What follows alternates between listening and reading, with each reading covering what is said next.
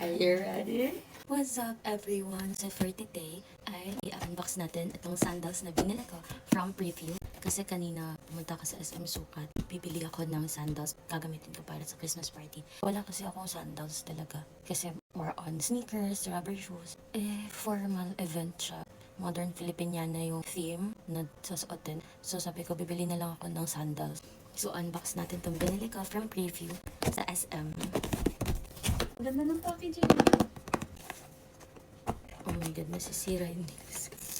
Paano ba ito? This is size 39 gold. Kaya din pala ako napabili ng sandals kasi wala akong ka-size na paa sa mga kapatid ko. Yung paa ko yung pinakamalaki, 9.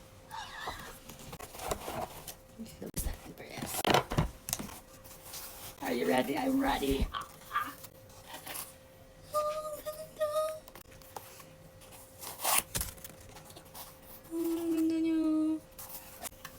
Other one. Are you ready? Are you ready?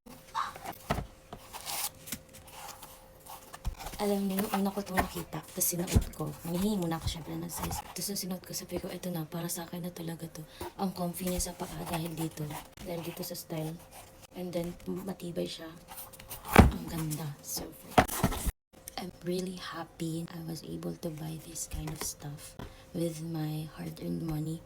Siyempre, before kasi binibilan na ni mama, tapos ng mga kapatid ko. And then ngayon, sobrang happy ko talaga naiiyak na. Kasi, nabibili ko na yung mga bagay na gusto kong bilhin. At the same time, nabibigyan ko rin yung mga tao na tumulong sa akin. Especially yung family ko. Nakakapag-give back na ako, nalilibre ko na sila. Nabibigyan ko na sila ng mga gusto nilang ipalibre, ganyan. And hindi ko to magagawa kung hindi dahil sa blessings ni Lord. Because He provided me with work and blessings and everything.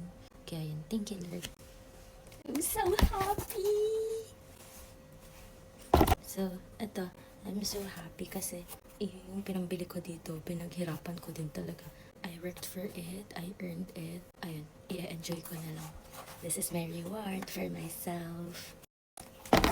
Yan lang, bye everyone.